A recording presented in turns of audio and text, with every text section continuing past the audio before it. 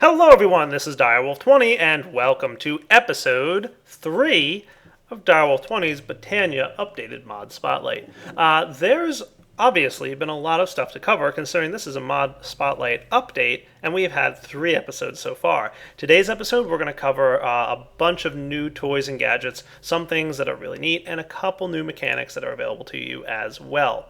So, without really any further ado, let's get started continuing our Botania Mod Spotlight update.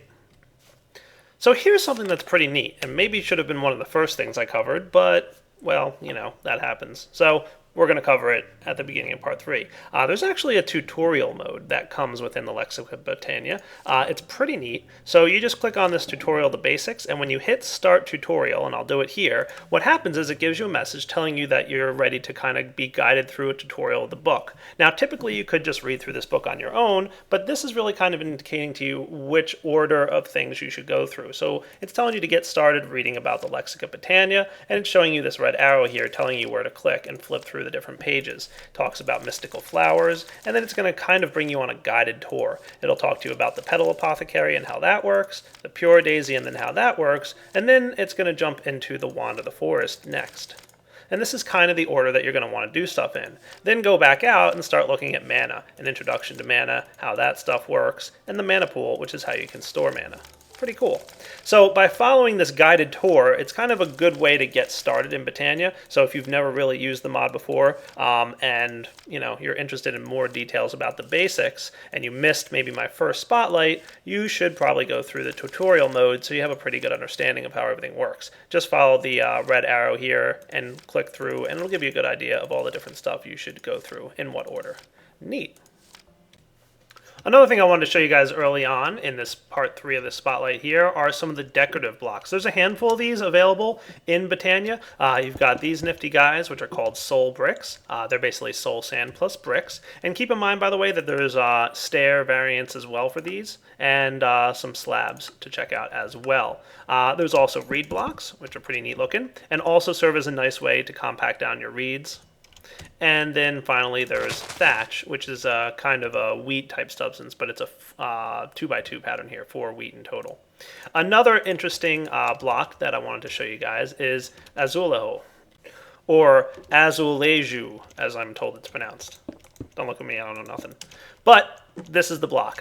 It's pretty much made with lapis and quartz, and it'll give you this nifty little pattern. As you can see, there's a bunch of different patterns on the right, and simply place them in a crafting grid to get yourself one of the other pattern types. So I think there's about 12 of them in total, and they're pretty neat for building. But you know me, I'm not good with those kinds of things.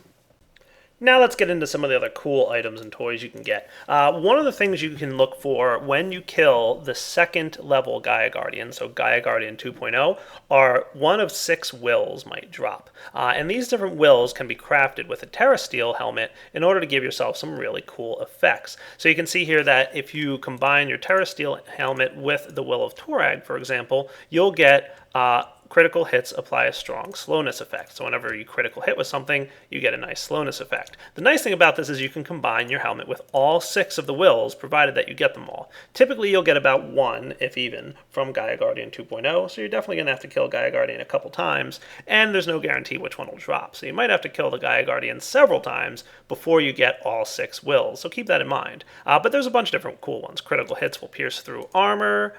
You can also get critical hits apply a withering effect, apply a weakness effect, increases with lower HP, will heal you for a portion of the damage dealt, so all kinds of neat effects, and like I said, you can have all 6 on them. So eventually you'll get a very powerful Terra Steel helmet with lots of different abilities, so that when you do critical hits, and you might even get regen even if hunger isn't topped off. That's a neat effect there as well. So a bunch of cool stuff that you can combine with your Terra Steel helmet. Now, with regards to that regen, even if hunger isn't topped off, and the 20% less mana cost on tools, you do need to have all 4 armor pieces equipped from Terra Steel in order for those to apply. The next object I want to show you is the Overgrowth Seed. This is a very cool device. However, it's also very hard to come by. You'll typically find it only in dungeon loot, and keep in mind there is a flower that can generate dungeon loot for you, so hintity hint hint. And the other way you can get it, I believe I've seen it drop from Gaia Guardian 2.0, That is a nifty device. What you can do is you can plant it on a grass block, right-clicking like so. And according to the entry, this is going to cause any flowers that are rooted in the enchanted soil to function at double the normal speed. So, for example, if we were to get the following flowers, I'm going to go ahead and place one Daybloom right here. Notice how quickly it's filling up. And if I place another Daybloom on normal flower or normal grass, you'll notice it's a bit slower. So Daybloom on enchanted soil, twice as fast as Daybloom on normal soil. And that applies to all flowers. The next item to show you is Spellbinding Cloth. This is pretty cool stuff, just wool and a mana pearl, and what it'll do is allow you to remove enchants from items. Hooray! At the cost of a little bit of durability. Now you guys should remember the Mana Blaster from my first version of this Spotlight. You can right-click and using some of the mana from a mana tablet in your inventory, generate a mana burst in much the same way that one of these mana spreaders can do it. Cool. And of course, if you hit objects with it, they'll operate. Nice. And of course, you can also attach lenses to it. So if you attach the Boar lens, you'll get a Mana Blaster with the lens of Boar. And any objects that the Mana Blast hits will get pretty much broken. Cool. Now the new item with this is the lens clip. Ta-da! Mana Blaster with a lens clip. This gives you the option to have 6 different lenses hooked up at the same time. So you'll notice when I combine with the lens clip of Boar, we've just added one lens clip. Cool. And if we shift right click, you'll note that we now have the second mana lens ready to go. And let's put Force on there. We'll shift click again, and we'll do Flash, for example. Cool. So now we can cycle between the different ones. So we've got Mana Lens Boar, Mana Lens Force, and Mana Lens Flash. Nice. And empty. Cool. So Mana Lens Boar will continue to work. Shift right click and it switches to Force. As you guys may recall, Force acts like a piston on whatever it hits. And then one more time Flash generates that mana flash right there of light particles. Cool. So that's the Mana Lens clip. And of course you can switch to the fourth one. So in total you can store 6 different mana lenses on this thing, and it's pretty neat. One of the new baubles that's available for you is the Mana Seer Monocle. This is pretty cool because number 1, it looks awesome. Oh yeah, looking cool. And number 2 is you can use it to get an idea of the radius of flowers.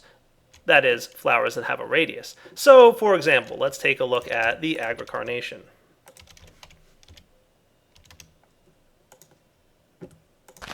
When planted and you look at it, as long as you're wearing the Mana Seal Monocle, you can see an idea of what area or what radius this thing will affect. And of course, without the Mana Seer Monocle on, you wouldn't be able to see that. So a very nice way to be able to see the range of your flowers. 2 more powerful rods that we've seen some of in this Spotlight and in the prior Spotlight. We saw the rod that can create dirt on command using a bit of mana from a mana tablet. Well, the Rod of the Depths is very similar, except instead of creating dirt, it can create cobblestone. Sweet. So anywhere you want to place cobble, so if you were building, let's say, a 9x9, no problem. Now let's say after a while you got tired of that cobblestone ugly texture and you wanted to make something a little bit fancier. Well, go ahead and check out the Rod of the Molten Core. This is an in-world smelter. So right click on anything and you'll notice it quickly smelts into its smelted version. Sweet.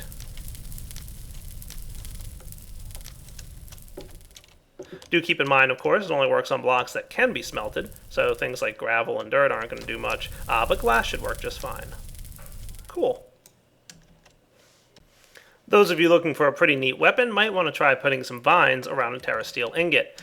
This will create a thorn chakram, as you can see here. It's a nice little weapon. You can toss it around. It'll bounce off walls, as demonstrated, and it'll eventually come back to the owner. So after, a little bit of distance travel, it should have no problem reaching back to its owner there. Boom. Shoots off into the sky, bounces off any walls you hit. Really pretty useful to use inside corridors and, inside caves, that kind of place. But it's also pretty fun to toss around outside. Like I said, it should always come back to the owner. even if you try to avoid it. Haha, nice. Speaking of underground caves, if you're interested in decorating a little bit more than just with blocks, you can check out these nifty mushrooms. Simply combine any mushroom with one of the floral powders given from floral flowers, and you'll wind up with many different kinds of shimmering mushrooms. All different colors are available, and you can place them in the world, and they look pretty neat. Cool. On the topic of arsenal of weapons, you've got 2 bows available. The first one is the living wood bow. You're going to need some living wood twigs and some mana-infused string, which is just string and a mana infusion. What's cool about this bow? Well, there's a few things. First off, it's going to draw and do some pretty good damage, act like pretty much a normal bow. It does have more durability than a regular bow, however, and if you have a mana tablet in your inventory, it'll repair the bow using some mana from the tablet. Awesome. But that's not the best bow available. No, sir. We've got the crystal bow. This one requires some mana-infused string, some dragonstone, which remember you can only get through the elven trade process, so it is an upgraded bow, and the living wood twig. This bow doesn't need ammo. See you later, arrows. It's going to go ahead and draw a little bit faster and use mana from the tablet to generate magical arrows. Cool. Nice. So no ammo needed. It will draw mana from the tablet, as indicated, and it draws a little bit faster than your typical bow. Cool. I like that. And do note that both of these bows are enchantable. You may remember from my previous Spotlight that there's a set of mana tools available using either Mana Steel or Elementium. Nice. These tools now have some extra right-click abilities. For example, if you right-click with a Mana Steel pickaxe, boom, it'll place down torches, regardless of where the torches are in your inventory. So they don't even have to be on your hotbar, and it'll tell you with a nice little pop-up there how many are currently available in your inventory, which slowly fades away after you've placed it. Nice. Same, like I said, for the Elementium pickaxe. Cool. No longer using up a slot here for torches. The ability of the Mana Steel shovel can till grass, so no longer needing a hoe. And the Mana Steel pickaxe, or the Mana Steel axe, that is, when you right-click, can place some trees, aka saplings. Nice. And since we're on the topic of tools, let's take a look at the Ring of Correction. I kind of feel like Basky made this specifically for me, because I do this all the time. When you're wearing the Ring of Correction, it will automatically correct the player's decision with regards to which tool they're using to break a block. So for example, if I went ahead and switched this tool to break cobblestone, you'll see it's breaking cobblestone just like we would expect. However, when I go to break dirt, you'll notice that my hotbar automatically switched to a shovel. And then when I go to break cobblestone, it automatically switches to the pickaxe again. And it doesn't have to be on the hotbar. It can just be sitting right here in your inventory. So start digging up dirt, and boom, automatically switches to shovel. Go ahead and go to the pickaxe, and then back to the shovel. Nice. And you'll see here that I switched over to the axe, shovel, and axe. How cool is that?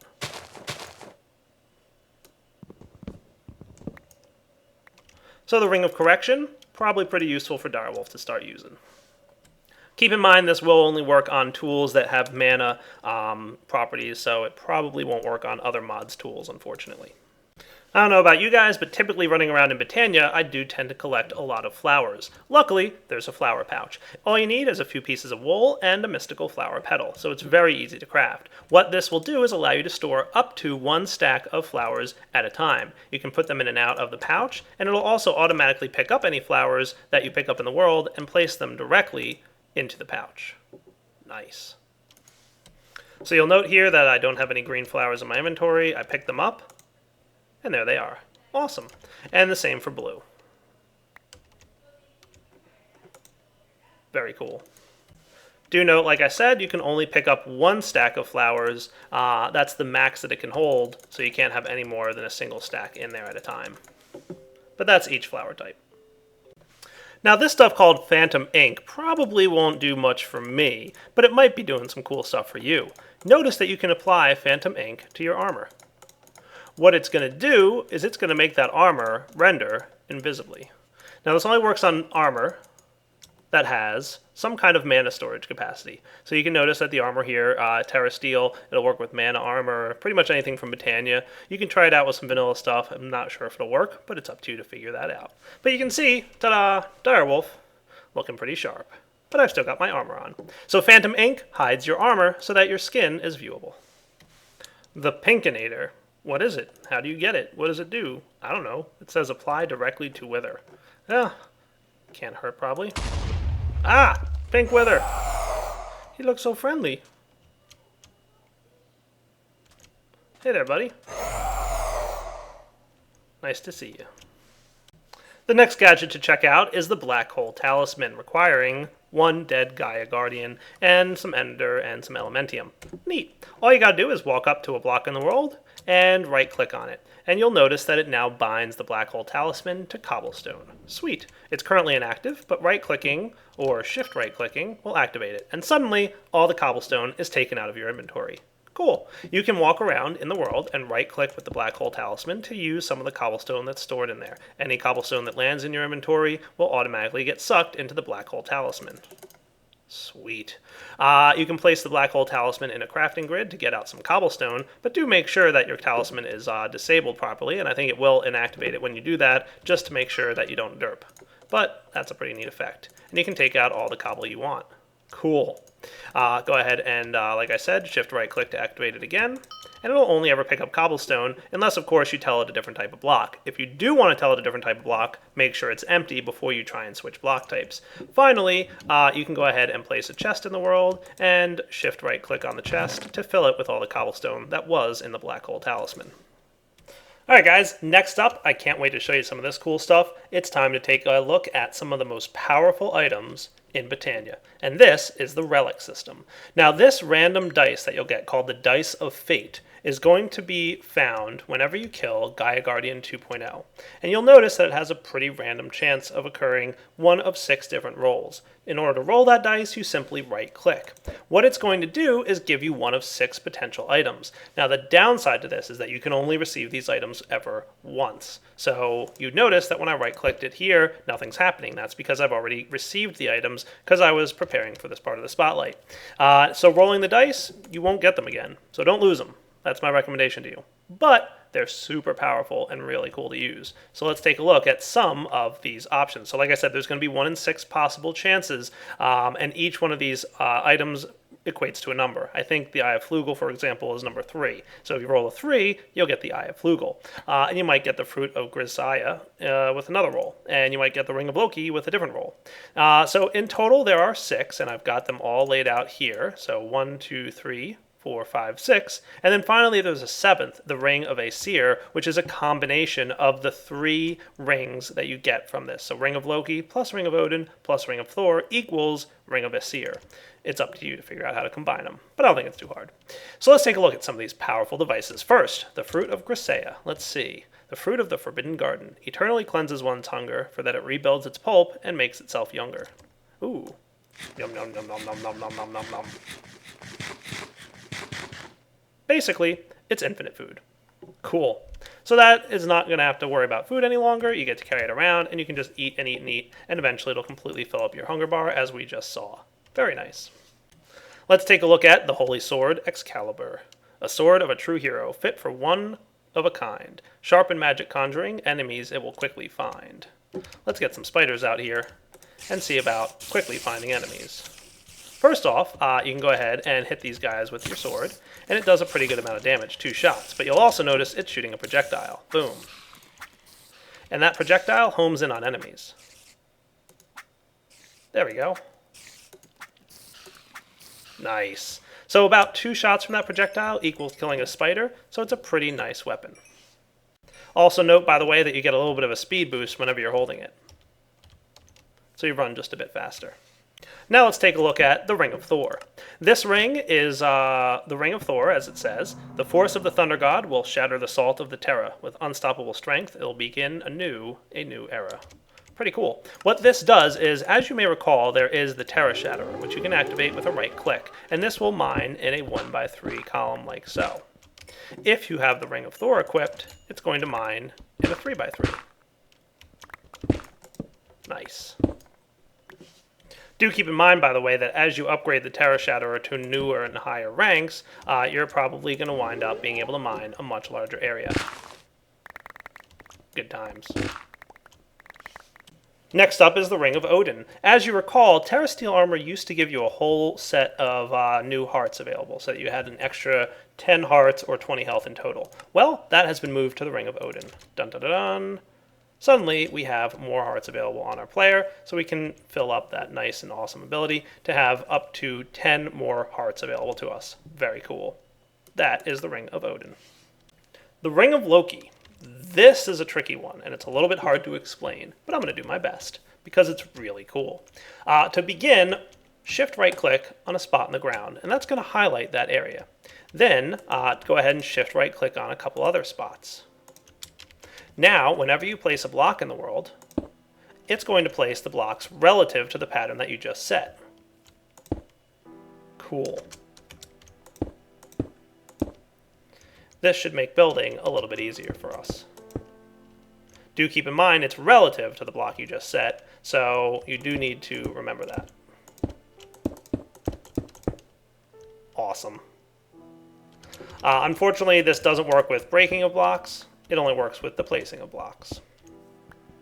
You can set all kinds of cool patterns too. To reset the pattern, your best bet, I think, is to shift right-click on the one there, and you'll see it'll kind of eventually clear all the pattern stuff, but it's pretty neat. So if we wanted to have placing in a 3x3, we could do that, and then remember, placing here is what you're going to want to start with. Nice. That's cool. And then, of course, if you want to break in a 3x3, you're going to have to use either the Terra Shatterer or something else. And finally, like I said, the Ring of Aesir gives you all three abilities. So you'll notice I've got my hearts back, I'll be able to dig better, and I still have the shift right-click ability that I showed you earlier to build cool patterns. Awesome.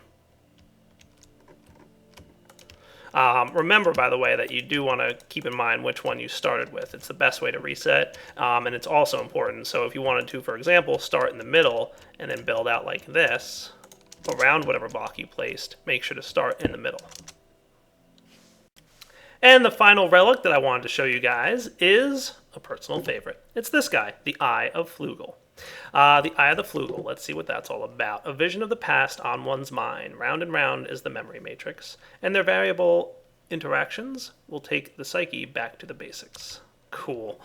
So what does this look like? It looks like the nifty little assembly halo that we've seen before. However, this allows the player to teleport around the world by binding their current location to one of these different signs of the zodiac. So you can see Aries, for example. If we right-click to bind this location, boom. Now the zodiac sign is lit up and highlighted. And if we were to run away, for example, if we came over here and bound this to Pisces, boom, we've bound it. Now, right-click to teleport to Aries.